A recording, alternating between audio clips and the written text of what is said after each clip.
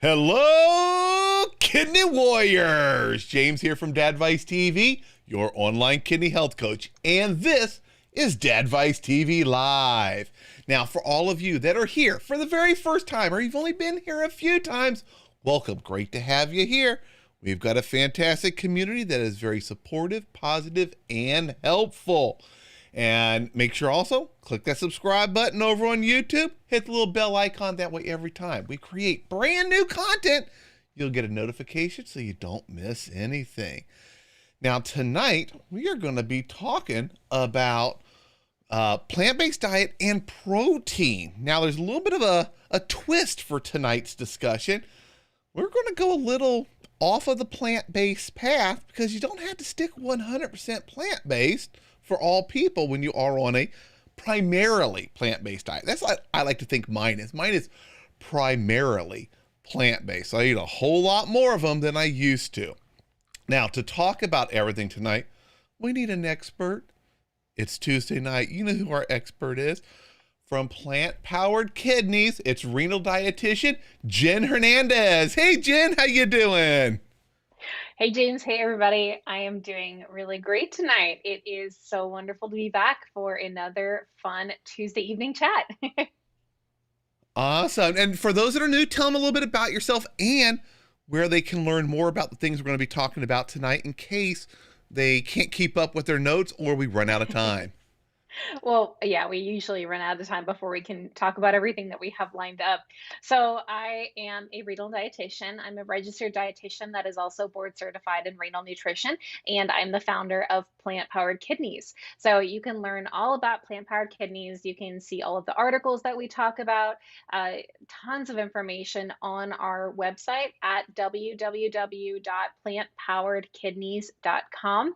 And that's where really all of our articles are housed, how you can connect with us, how you can chat with us, how you can work with us privately, which this is a little bit of a tangent, but it's a really exciting announcement that we have brought on another dietitian for Plant Powered Kidneys to help continue to serve more people and work privately for one-on-one coaching.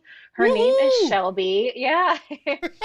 Yeah, her name is Shelby, and she's actually been with Plant Powered Kidneys for over a year now. She's just been doing a lot of behind the scenes work and answering emails and taking care of things, really helping me out a lot as Plant Powered Kidneys has grown.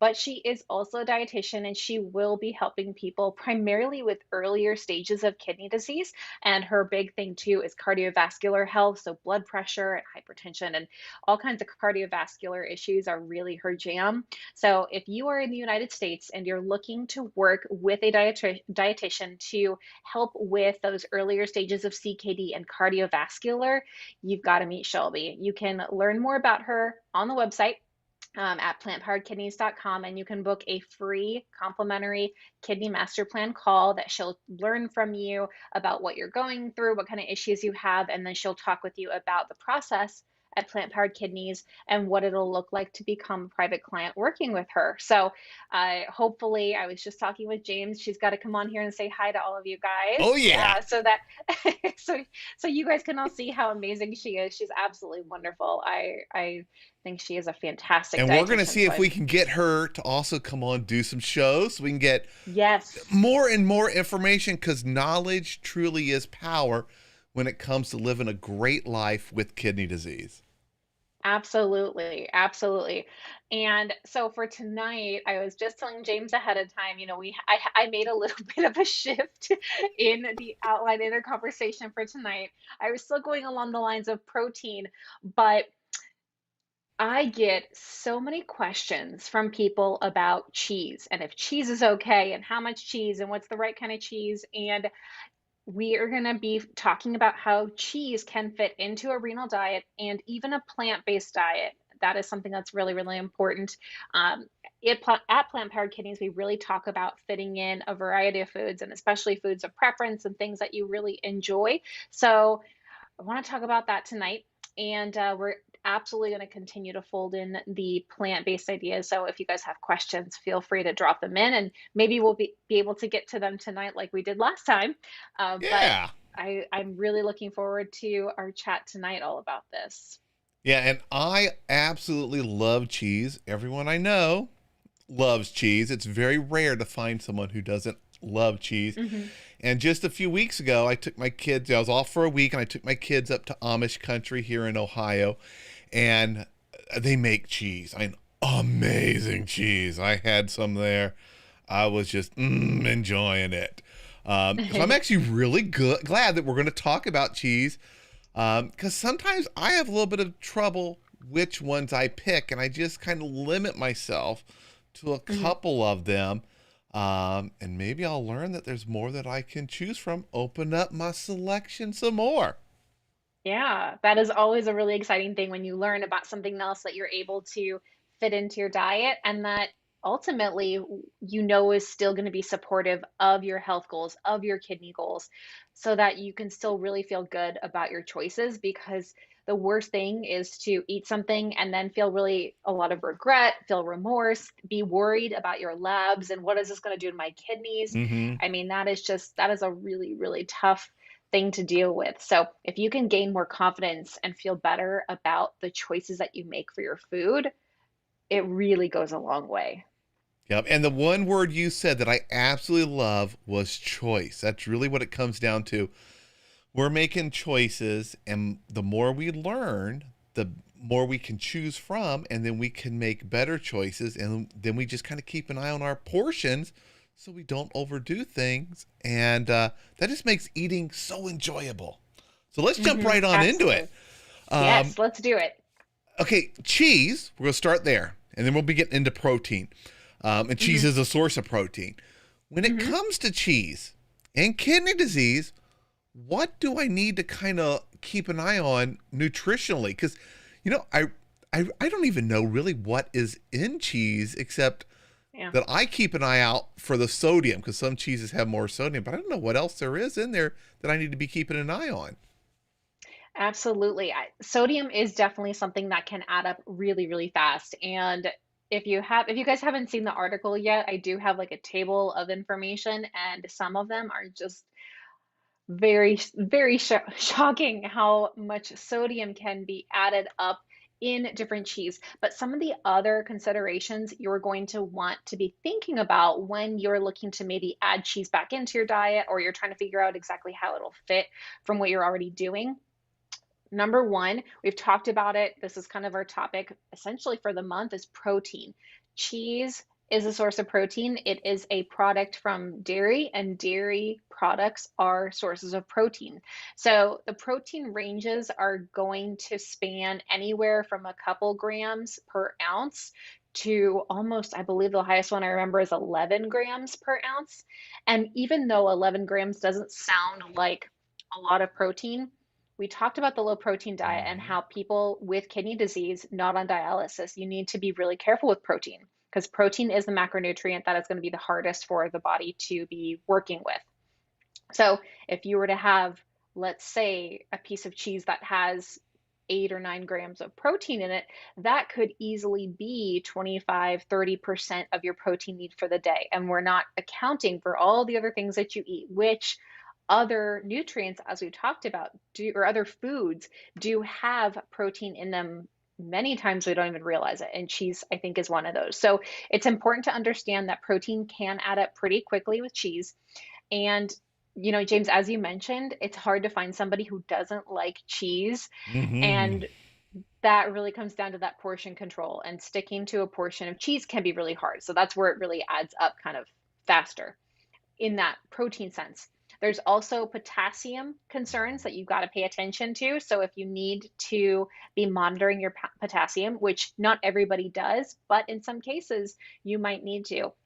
And if that is the case for you, cheese can definitely add up in potassium. So you want to check for potassium. Finally, phosphorus. Not only is cheese a source of organic phosphorus that's naturally found in the food, but there might be phosphorus additives, and that's just a big, to me, that's a big pass. I'm not too I'm really forgiving on a lot of things, but phosphorus additives, there's a lot of down the road problems with that, so it's something to be really careful of. So basically the three P's: protein, phosphorus, potassium. Those are the things you want to be careful of when it comes to picking some cheeses. Cool. Now, when is cheese and dairy, since cheese is a type of dairy, okay for Mhm. kidney patients? Is there a time when it's not? Yeah, so with kidney disease, we know that there's so many causes of kidney disease. There's so many situations related to kidney issues. For example, kidney stones. Ooh. That actually, yeah, right. You say the Ouch, word and ouch, you're thinking, ouch. oh, yeah, yeah. Kidney stones, that diet really actually encourages dairy, cheese, specifically because of the calcium. The calcium with calcium oxalate stones will help bind to the oxalate, prevent the stones from forming. So, for someone who has kidney stones, a completely plant-based diet might not make sense because it's eliminating a lot of calcium sources. It's not that it can't be done, but if you were to eliminate cheese entirely, that might be a great resource or a great food that you could incorporate that would actually be really beneficial in preventing kidney stones. But it does come down to the type of kidney stone because it's not the same for everybody. So, the number one is understand what kind of kidney stone you have because your nutrition recommendations are going to be different based off of what kind of kidney stone you have. So that's one kind. Another situation related to CKD that may benefit from cheese would be somebody on dialysis. So in dialysis, there's actually a higher protein requirement. And again, in this case, when cheese provides a source of protein, that could be beneficial. You might still need to be careful about the type of cheese you pick because of things like potassium and phosphorus. But if you can find some, which we'll talk about some good options later on, that can work, that can be really helpful in creating, for one, more variety in the diet, more options. I know from experience as a renal dietitian working in dialysis and also talking with a lot of people on social media and clients as well, the dialysis diet can feel like the most restrictive because there's just so many no's. They just come across so many, you can't have this and avoid this and limit this. And anytime there's an opportunity to include something, I think it's really, really great. So for dialysis, I think cheese could be something that could be incorporated if it's something that you want to add to your diet. Again, it's all about that choice. Oh, I love And cheese. I'd then be adding it. exactly, yeah. So if it's something you enjoy, we can find a way to fit it into the diet so that it makes sense for you, it makes sense for your health goals, and it makes sense that it's still going to be a beneficial, a positive thing that you can look forward to and enjoy.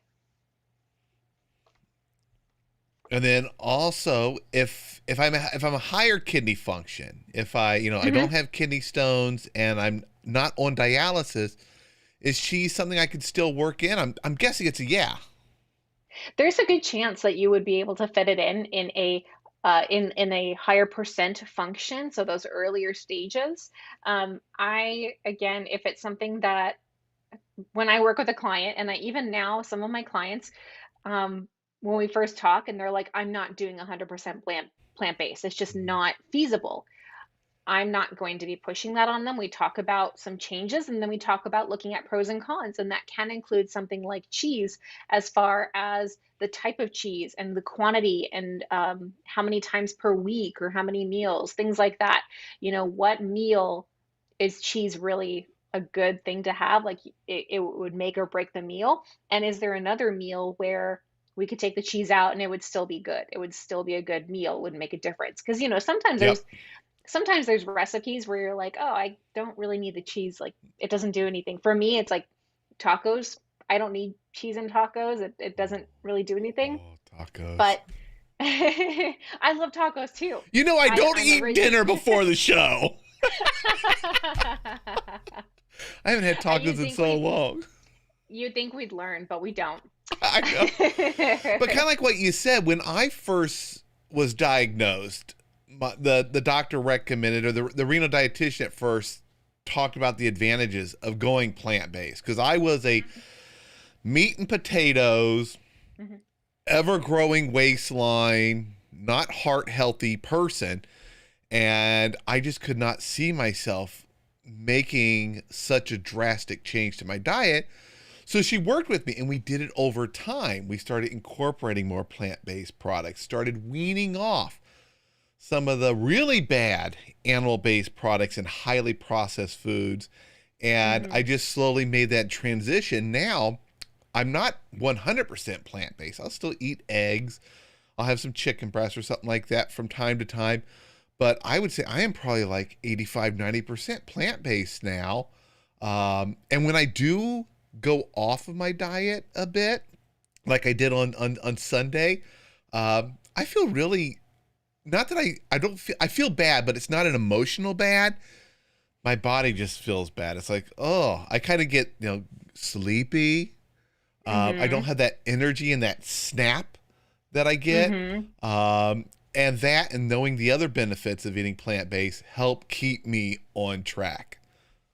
Yeah, I talk with my clients a lot about this when we make these changes, and I tell them it could be a gradual process, but I tell you, once you get used to it, and then even if you wanted to try to revert back to the way you did eat, your body will tell you. It'll give you signs because you're essentially retraining your body to understand good nutrition and what's taking care of it so that it will be able to say, "Oh, this is not going to work for me."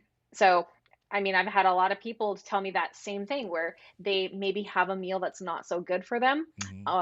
or they are in a situation and they have something that's just not really working, and they feel it, and it's kind of that reminder of, oh yeah, this used to be something my body could deal with because I got so used to it, but And now. here's the reason I'm laughing. So you guys are gonna be shocked at what I ate on Sunday, but I had some banana pudding, which is just loaded with sugar and and all those cookies and stuff.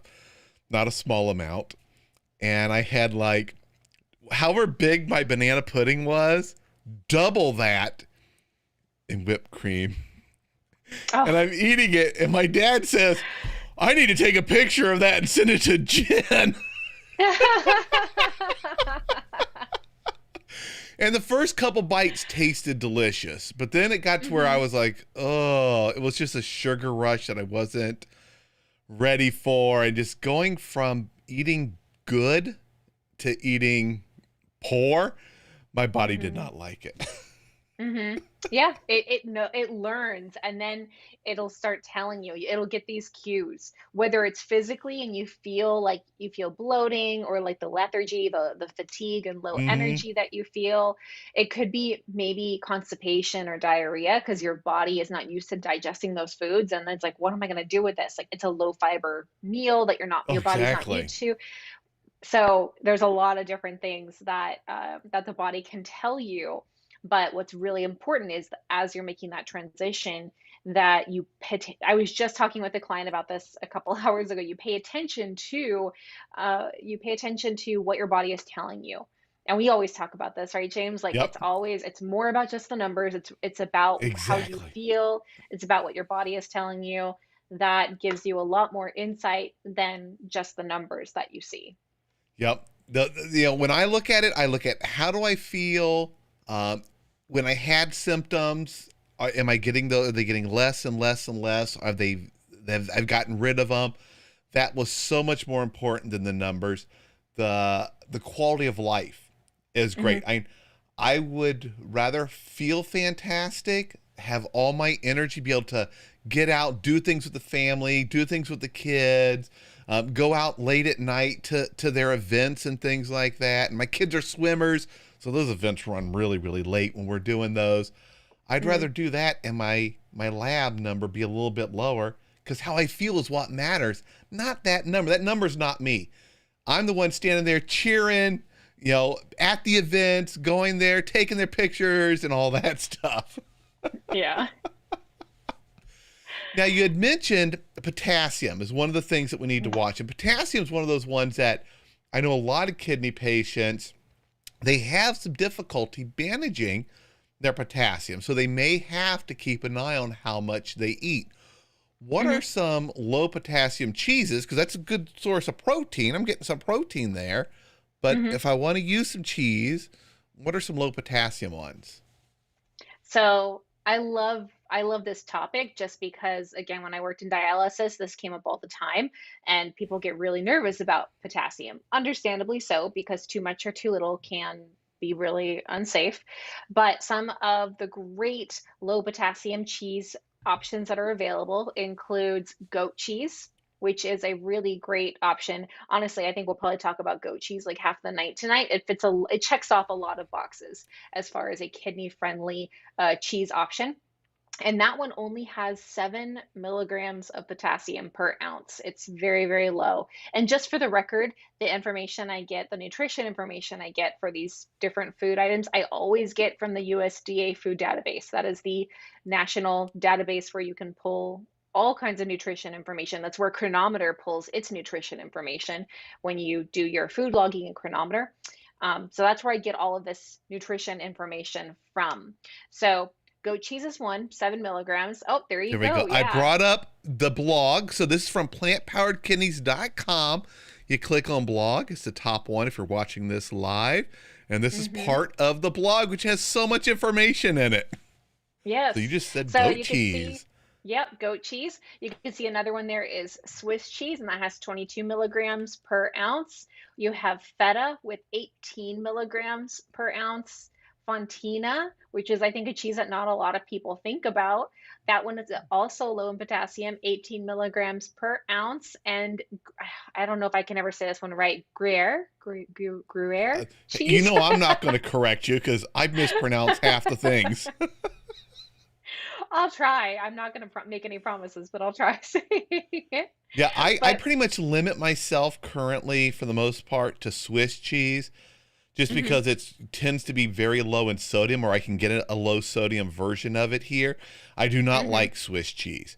I would rather Oh, you don't? go with the Colby Jack, or a Colby pepper jack. Jack. But a Colby Jack, So, oh, so Colby cheese, let me see. I'm gonna go down into the article a little bit to pull up the information I have. It only has 36 milligrams of potassium.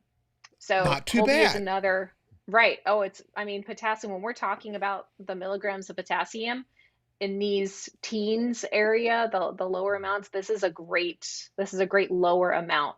Um, so that one could be a good one as well. These are the lowest potassium ones that I was finding when I was compiling all of this nutrition information for all these different kinds of cheeses. So I think these are all really good options. One of some of my favorite ones I think are goat cheese and feta. I think those have really good flavors that can go a long way My because it kids doesn't love take. feta. That is their. We buy the big giant containers of it. My wife goes through so much of it. Yeah, it's a great way to add a little bit of flavor. I mean, feta with like a watermelon salad. I know it sounds weird, but doing some diced up watermelon and just a little sprinkle of feta is a great option. You could do some balsamic vinegar with it. Really make some fun salads. Now, is there a chart? I have not scrolled through this article. I'm going to scroll through it live while we're all here. Is there a chart of the potassium? There is. I do have a whole cheese list, and it's Is not it completely comprehensive because is it there's in a here? ton of I'm scrolling. cheeses. There's so much great It's down information in here. below. Yeah. Oh, here we go. Here we go. Because we Yeah. got a few questions. Alice asked, "What about provolone cheese?" That's a good one, Alice. Provolone. Provolone is Oh, included in there it here. is. Yeah, so we've got I gotta see provolone what the in there headers towards the are. bottom. First is protein, potassium, sodium, phosphorus. There we go. Yeah. So it's going to be considered one of the higher sodium options, I would Yeah. say, around that 250 milligram range. Not impossible. There's definitely other ones that are much higher in sodium. Mm-hmm. But it is low in potassium, only 39 milligrams, and the phosphorus. So again, something with the phosphorus, just to remind you guys, in case you haven't caught our talks about phosphorus from the past, phosphorus, there's two kinds. There's organic and inorganic. And this is looking at the organic phosphorus that just comes naturally from cheese. Now, the natural organic phosphorus from cheese, some research shows that it's not as digestible as the inorganic, the kind that's added to food.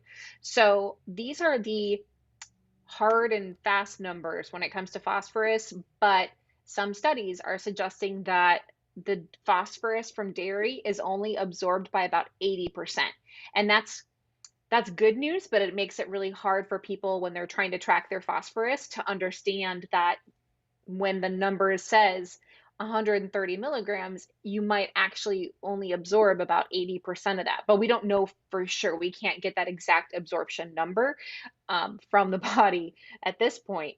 Um, but it's something just to kind of consider when you are looking at adding cheeses, that if you see something that is thought of as a higher phosphorus, as long as there's no added phosphorus, it's Mhm. likely not going to be absorbed 100% into the body. Yep. And I want to address a couple questions that came up real quick about this. Alice said, "This is a great chart. Is it on your Facebook group?" Um, it is on plantpoweredkidneys.com/blog. And you'll see her Hmm. blog about cheeses, protein, phosphorus, and potassium. I think it's the title of it. You go in there, there's so much information.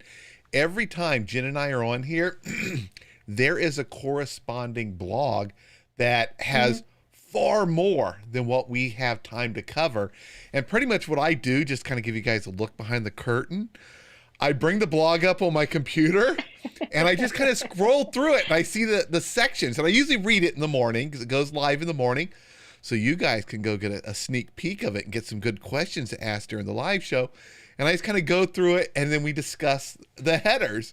And that way Jen knows what questions pretty much are coming up next. It gives us a topic. It gives us kind of a way to Yes. corral. Because, again, for those that watch us, if we didn't have anything to go off of, James and I would just talk about anything under the sun. Our, And then, our then it's hard to tangents end are. ourselves in an hour because we could talk forever. Oh, yeah, absolutely. Now, Alice also noticed that these seem to be the light colored cheeses. Are the darker colored cheeses typically off limits or more restricted, I guess would be the right word?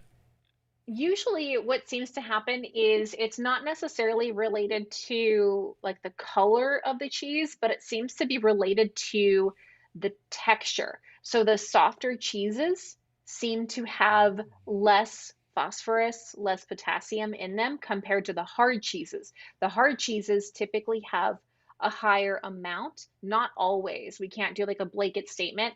But for example, the low phosphorus cheeses that I point out, goat cheese, brie, Mhm. Neufchâtel, cottage cheese, ricotta. They're all very, very soft. Yeah.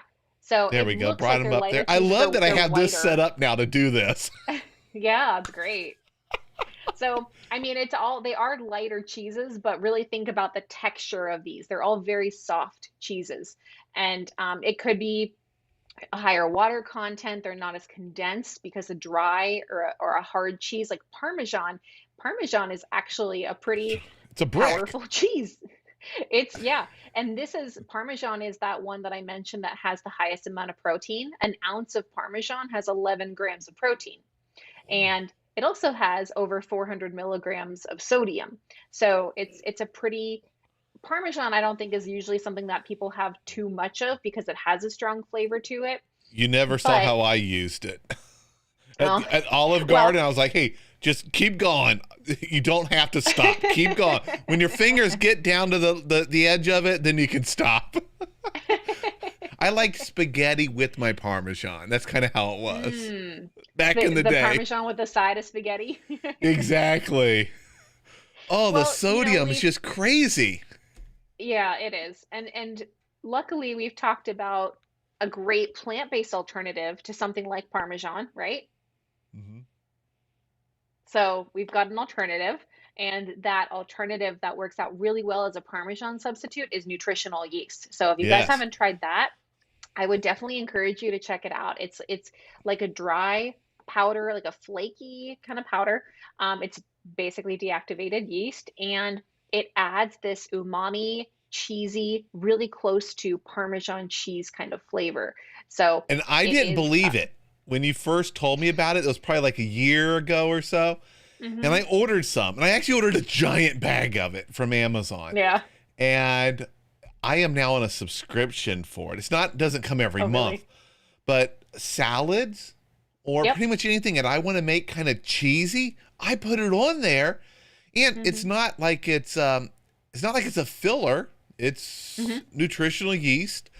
Right. Um, it's a fantastic substitute in so many places for cheese, or to help if I use just a little bit of cheese, because I use a lot of Swiss. It's kind of like my go-to, Hmm. but I hate Swiss. I only go Hmm. to it because I can melt it and it's low sodium. And sodium is one of those ones that I have to watch. Potassium, don't have to worry about it at all. But I'll add some nutritional yeast too to whatever it is after I melt my Swiss cheese to make it cheesier without adding all Mm, that sodium and stuff. So I love that nutritional yeast. I do too. I think it is a great way again to just add a little bit of flavor. If I do a tofu scramble, I've got to put a little bit of nutritional yeast on there. I posted a recipe for a cashew cheese sauce up on Instagram and Facebook. It's been a while, but I know it's up there. It's up on our social media. Um, and I've used, oh man, I mean, it's just so easy to incorporate it into so many different things. Yeah. Wow. I'm gonna have to check that out. That just sounds incredible. Now, what about protein, which is like a huge thing? We know protein is in cheese, Hmm. um, and I'm just now bringing up the chart. I'll share it in a second. The numbers aren't. Oh wait, that's per 1 ounce. Okay, I guess it is a higher protein food. There's our It, chart from the blog. yeah, so there are some that do have higher protein. Um, when we're looking at some of the options here, so it really depends. So this one doesn't have like necessarily high or low. This is just showing some different varieties and how some of them will have more than others. Again, you can see the softer cheeses have a lower protein amount, and then the harder cheeses have higher proteins, with the exception of mozzarella, really, because it's kind of I mean, mozzarella is a softer cheese. Again, there's always exceptions to these rules. Um, if you're looking for cheeses that are lower in protein, so as I mentioned, feta cheese is one of the lower protein options. Ricotta cheese is a lower protein option. The Neuchâtel, which is another soft cheese, and cream cheese, which is another one, it's not really, people don't think of in the cheese category, but cream cheese Oh, is another option. I now that one I do use often. Cream cheese. I have found a whole new world for cream cheese. And I know I've Oh, mentioned it a yeah? few times. For anyone that hasn't heard in the past, one of my favorite go-to breakfast things is I scramble up a couple eggs. I don't put milk in them. I put a little bit of cream cheese in them. It's just, oh, it changes the taste. And I sprinkle a little bit of cinnamon, and oh my goodness, my brain has been tricked to thinking I'm eating some type of a cinnamon roll. Even though it's scrambled eggs with some cream cheese and some cinnamon, it tastes like a dessert. Cream cheese and scrambled eggs. Oh my goodness, it is just absolutely incredible. And a little bit goes a long way. You don't have to put much in there, which makes it even better. Hmm. Yeah, I haven't tried it still. I have some kind of mental block with this idea. It doesn't sound good, but it is great. I can't remember where I got it from. Somebody Uh-huh. recommended it to me. And in the beginning, I was like, okay, I'll try it. I don't know what to eat. I'll try that.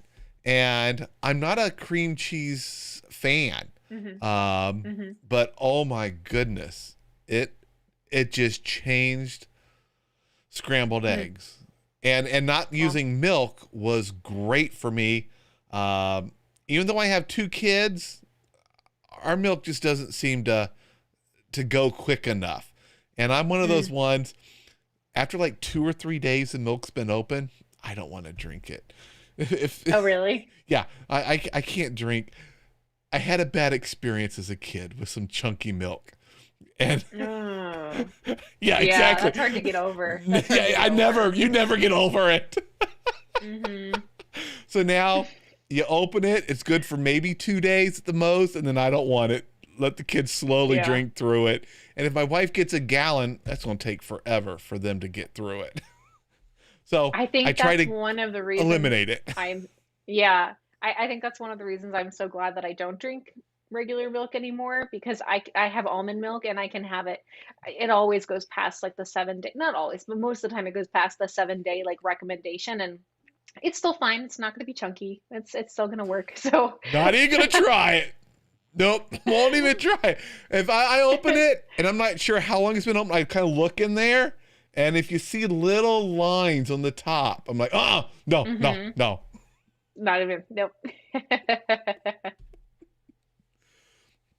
All right, so Oh my we gosh. mentioned the proteins in the cheese. hmm Some hmm cheeses are a low protein, and we've been talking all month about protein and how, hmm sources of it and stuff like that.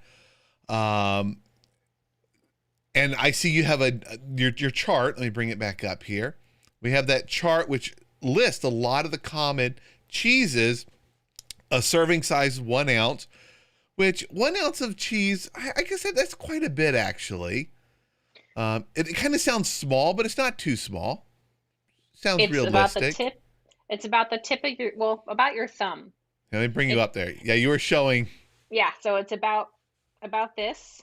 So, or if you think about like a string cheese is Mhm. usually equivalent to it. So you can take that for another. It's a little bit longer than my thumb.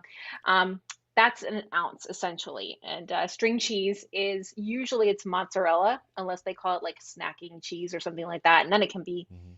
any kind of cheese that they It could just be Colby basically Jack. form into that. Exactly. That's how you Exactly. used to make grilled Uh, cheeses. You take 7 of them. That's how many fit on a slice of bread. Don't do the really? calculation. Don't do the No, I can't. calculation. I Hey, mean, I I was could, but I won't. unhealthy. Okay. And lots of butter and a little mayo. And the round my grilled cheese. Melt that. So you had, Mm, it was like, like Texas toast is really big. I had Texas cheese. Texas Really thick cheese. cheese in the grilled cheese. Yeah. Back in the day. Oh, to be Well, young. yeah, there you go. So we do know that if you stuck to some of these cheeses, that if you had the ounce, which is that serving size, the recommendation, and as far as like cheese in general goes or dairy in general goes, it's really not a, even in the general nutrition guidelines, this is for people with like without CKD, just normal eating guidelines. The cheese group or dairy group is only recommended a few times a week. And I do feel like the American diet is really leaning towards cheese as a few times a day. It's Exactly. become much more reliant on cheese and dairy. So when we talk about fitting it in, I'm still reverting back to the recommendations of the normal recommended dietary patterns of a couple times a week. And that is how, again, it could fit in. But again, with the way that a lot of diets look now, with the way that America has changed a lot of portion ideas and things like that, it just creates this bigger gap between the recommendations and what you see somebody else having because it feels so much different, whereas they're the ones who are probably more off of the recommendations. Yeah. All right. So, is there anything that we missed in the blog? I think we kind of covered it, which would leave time for um questions. The only thing I know we didn't go into, we went into the low protein cheeses. There are high protein cheeses. And the reason I bring up high Oh, protein cheese is because of, again, dialysis. So mm-hmm. just to quickly run through those, the ones that we have with the highest amount of protein per ounce are Gruyere, mozzarella, Swiss, Romano, and Parmesan cheese. But again, Parmesan is that higher sodium amount. And it doesn't need to be such a huge amount, or you don't need to be adding a ton of cheese into your diet to get some of the benefit. Because if you add too much, that's where some of these things can um, cause problems in other areas, let's just say. So this is something, if you do need to have more protein in your diet, then maybe some of those higher protein cheeses could work for you. And again, this is really for my people that are on dialysis that can enjoy that. And then I don't have it in here in the article, but it was something I was thinking about later, and that is the plant-based cheese substitutes. If Oh, you yeah. guys have Yeah. seen Someone actually had a those, question about that.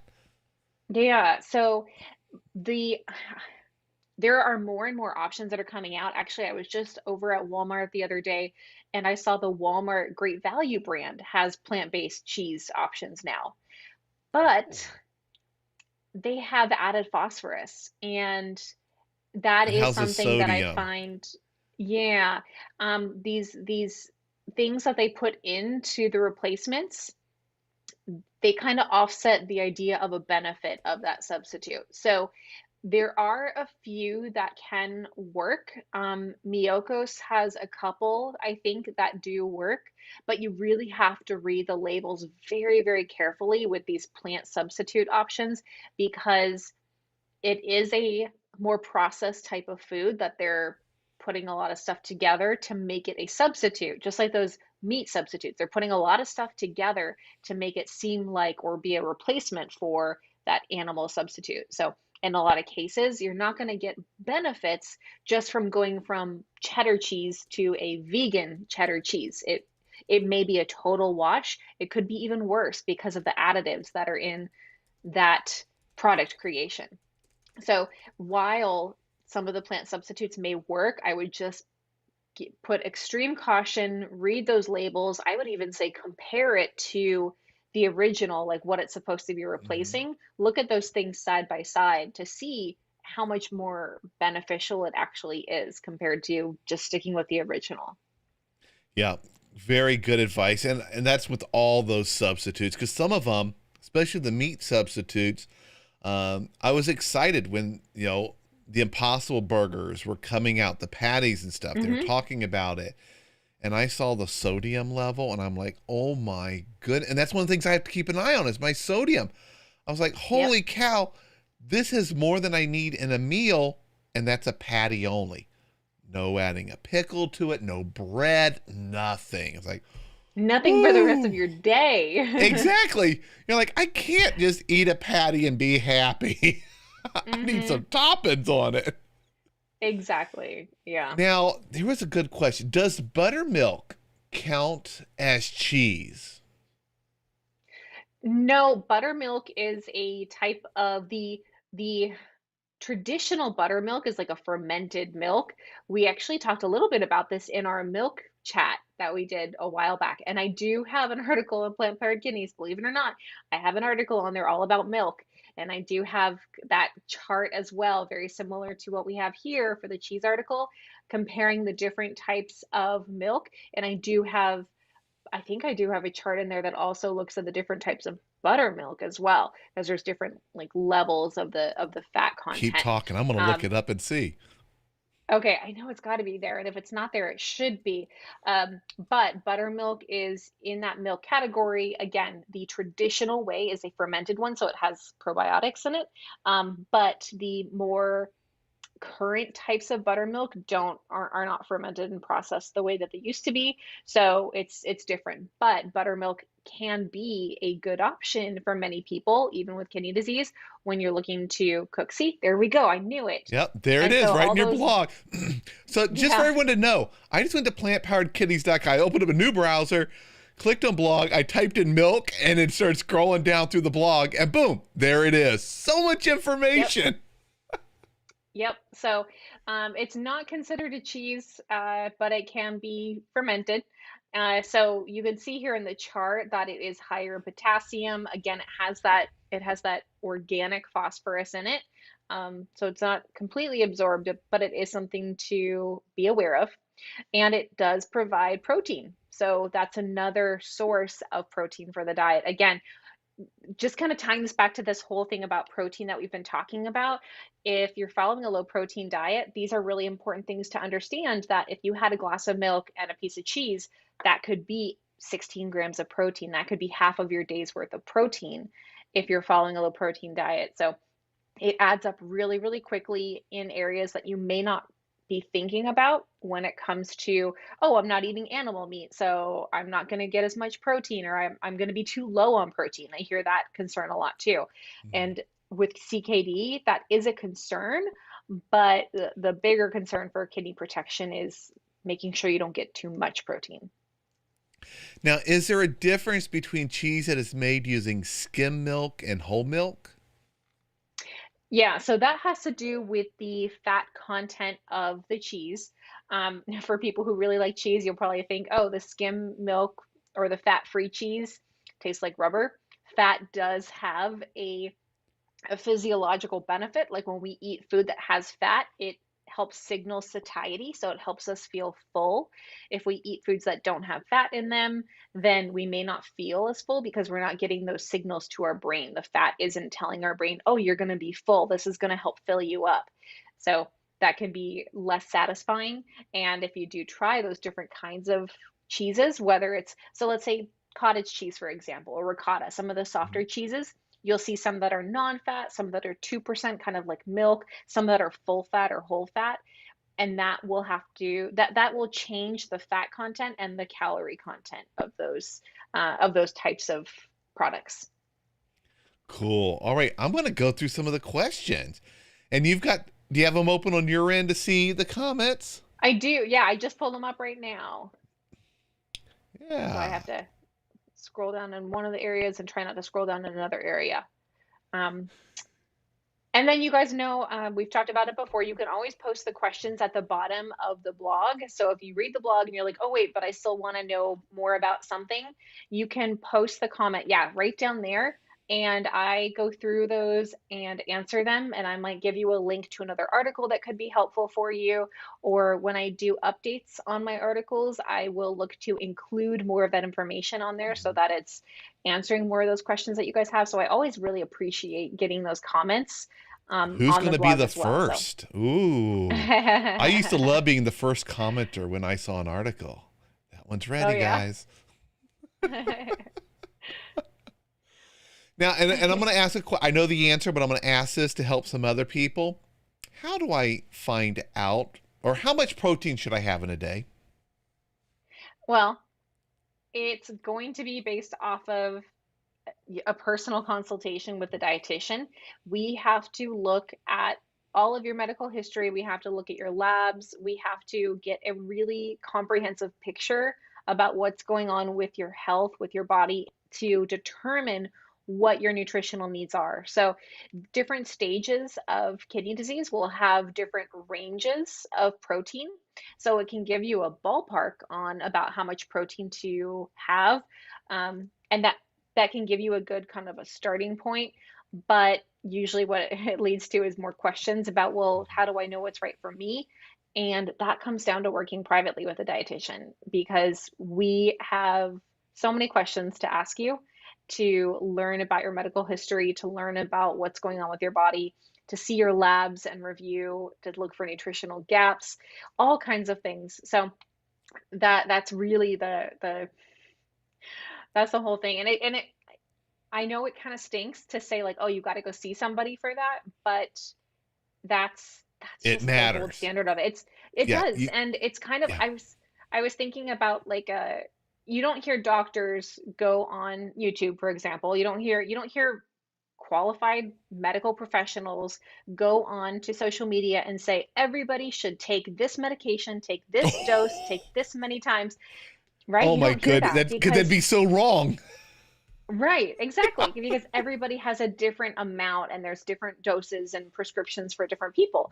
So that's basically the same thing that nutrition, especially with kidney disease, dietitians do what's called medical nutrition therapy. This is something that we're trained on. We learn from our first years in college all the way through undergrad, master's, through our internship, and then into our work. It's something that's individualized. So Yep. I know it's not something that everybody No, but wants to hear, but that's the important answer, and that's I write that so many times every day in responses to questions. How mm, much of this should I have? How much of this should I have? Is it okay to have this much? We all are different. Even with the exact same GFR, we're still completely different. And just to give you guys an example, when my kidneys failed, single digit GFR, an 8, my potassium level was critically low. It says critical low on the results. mhm. They hooked up bags of potassium in IVs for days. I was getting potassium given to me because it was so low. Now, you at that same exact GFR may need to restrict potassium. So knowing that I then ate a high potassium diet doesn't mean you can eat a high potassium diet, because it was Mm-hmm. unique to my body, my health, all the problems that I had from my past eating. You know, those seven. It's a shame that I know it takes seven of the cheese things to cover a piece of bread. That's a shame. Now, back then I thought it was awesome that I knew exactly how many it took. But we all are unique, and to find out how much of anything you need or should eat or are allowed to eat, you have to work with someone who has knowledge and access to information about you. And in addition to just your labs, they're going to talk to you. They're going to find what you like, what you don't like. What do you do? Are you Mm-hmm. outside all the time in the heat, sweating? Are you very active? That makes a huge impact. That means you may be able to have more fluids than somebody else. So many things go into play. So that's just one of the reasons why working with a renal dietitian, let me tell you guys, is the best thing you can do. And I say that over and over and over. It is by far. My nephrologist didn't do much for me. They kept me alive. That was it. They told me I needed to work with a dietitian. That was good advice. Outside of that, there was nothing they did for me. I slowly improved. They just kind of said, yep, you're doing good. Keep doing it. Stay on top of it. Manage stress. The dietitian and my family doctor who helped me make the diet changes, those are the ones that gave me the knowledge, the encouragement to make these changes, to focus on my health and make my health a priority. So I encourage everyone to do that. I'll get off my soapbox now. Well, I mean, James, you have a really good story and a really good perspective of it. So I think it's really valuable that, and I know people, especially here, watching you to learn more about you and your story. Um, it definitely shows. I'll say from my perspective, working with clients, when we work together and we do that review, we set goals and intentions of what we're going to be focusing on for the next week or 2 weeks or month. And the greatest thing is when they come back and say, "Oh, I had an appointment with my nephrologist. Labs look good. Doctor says keep doing what you're doing," which is just like what Oh, you're saying. yep. They'd say, "Okay, just keep going with it." And then we go back to reviewing what's been going on, talking about any problems that have come up, and then addressing like new goals, new things that they want to accomplish within these changes that they're focusing on. So uh, as we mentioned right now, I'm still booked, but I was able to get wonderful, amazing Shelby. I was able to get her on to start taking clients. So we do have a dietitian at Plant Powered Kidneys right now who is available to help Yes. specifically people with early stage kidney disease help protect their kidney function. So if And I that love is that she you, specializes in cardiovascular health, correct? Because yeah, that's that's her thing. She that's loves my other cardiovascular. problem. Yeah. That's the one I need to work more on is that more exercise, lower weight. Um, Mm. but Yeah, there's it's always great opportunities. yep, it's great that she's there and that she has that specialty. Because then for your team, you have someone else. If something comes up, you can always tap them Hmm. for that, which Hmm. is fantastic. Yes, absolutely. Now, are there any other questions that you see? We did a couple of them. Yeah, we did a couple. So somebody asked about queso fresco, and I do have queso fresco. I know I have it on here somewhere. I remember seeing it In the blog? white queso cheese. I had white queso cheese, and that one it was about in line with potassium or with protein. It was lower in potassium, but it's really high in sodium. It's one of the highest ones. The white queso was over 500 milligrams per ounce of sodium. So that one was pretty darn high. Pepper jack, I don't think I had that one on here. I Um, love pepper jack. I think it's Melted. comparable to Colby, but that's another one. I need to look into. Let me see. And we talked about the vegetarian cheese. Yeah, the milk alternatives are also a great option. Um, Now, someone just asked, they said, we really need someone like this in the UK. We have we someone. do. And I She think said they were watching hi. earlier. Yeah, yeah, Let's see she if said she's here. If she hi. is, say hi. She's not here. She said she was, well, she said she was going to bed because it's 11 o'clock at night there. Yes, yes. But her name is Ruth Ruth, here Candace she is. Broad. Yeah. Boom. Yep. Yeah. So she is a dietitian I refer to for people who are in the UK. And I haven't been able to chat with her. We've talked about connecting and we both are very busy. But I definitely have referred people over to her that live in the UK who I And can't see because you've of given me the her licensure to laws. recommend to people Yeah. too in the UK. Yeah. So she's a really she's another great dietitian who focuses on kidney health who's in the UK. Um, I'm trying to cruise through so many comments I have not been keeping up. Oh, hi mom. My mom was watching. I don't know if she's Yay! still watching or not, Hey, my but parents were there, and they're probably still there. I think now they catch practically every show, which is great. that's awesome. And my mom's probably thinking Okay. like, that chunky milk you drank wasn't for drinking.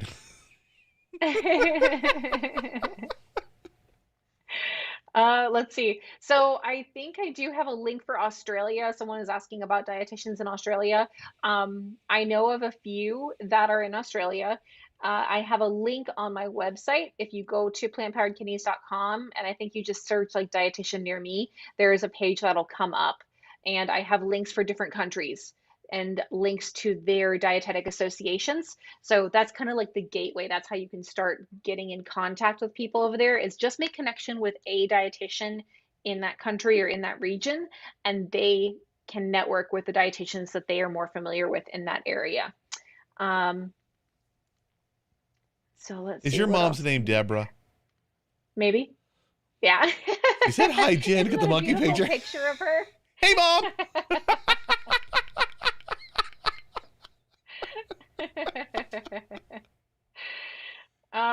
Okay, let's see here.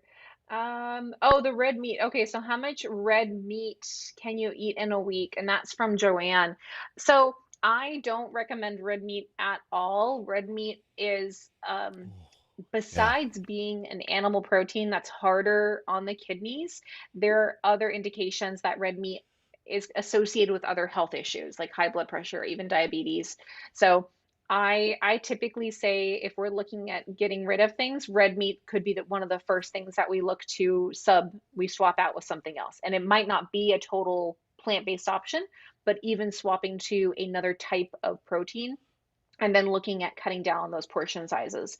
And pork, since we're on this like red meat topic, pork, even though they market it as like the other white meat, is actually nutritionally more in line with red meat. So that would be another one to be really careful of, because it's just something that is higher in those unhealthy nutrients. So red meat, pork, be really careful of. Getting into like the chicken, seafood area, just be really, really careful. Again, if you are focused on preserving your kidney function, that's the very first thing I look at, is not only the types of protein that somebody's eating, but the frequency, how much, what their portion sizes look like, so I can get an idea. Because honestly, when they switch over from having less meat to a more plant-based diet, they see pretty quick results. I've seen Oh, BUNs drop in half from and just so that change alone. so I can, if I eat red meat, my BUN will jump 20, 30 points like the next day. Hmm. Um, and I cannot. I've learned, because I used to get labs so often, that if I ate red meat, I better not get my labs done for a couple days, because my BUN was so high.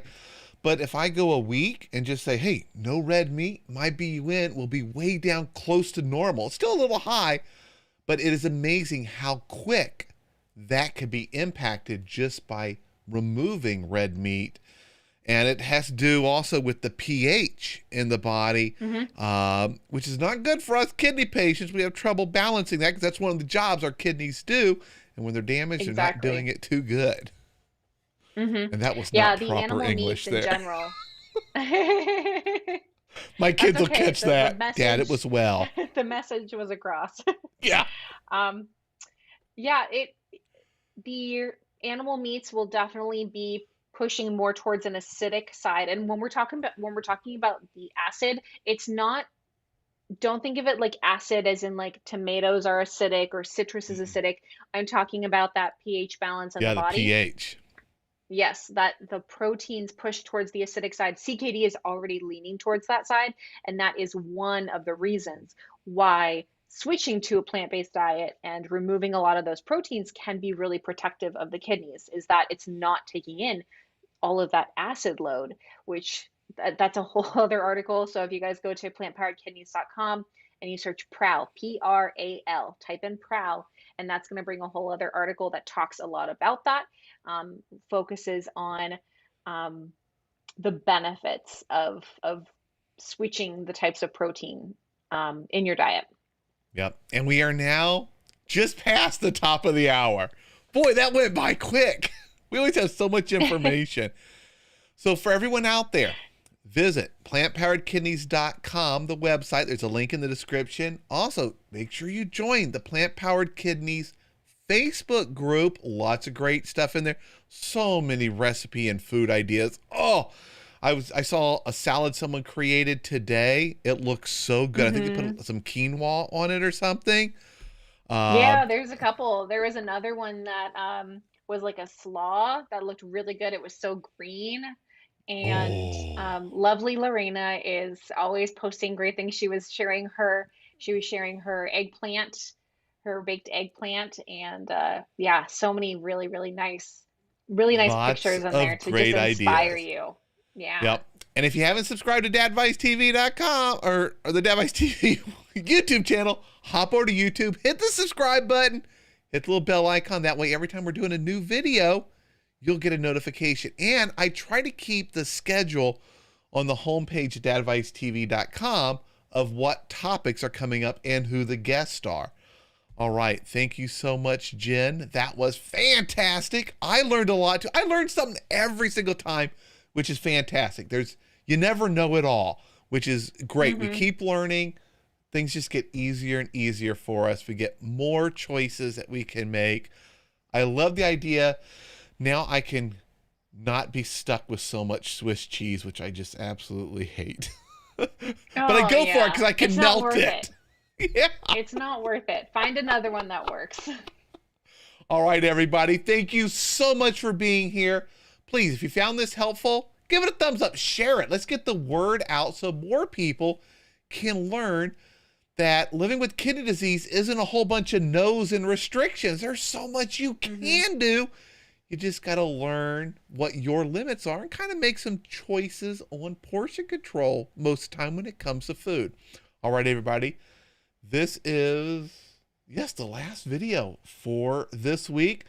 I'll be back on a Monday with Dr. Rowe, Tuesday again with Jen right here. So I will see you all in the next video. Bye, everyone.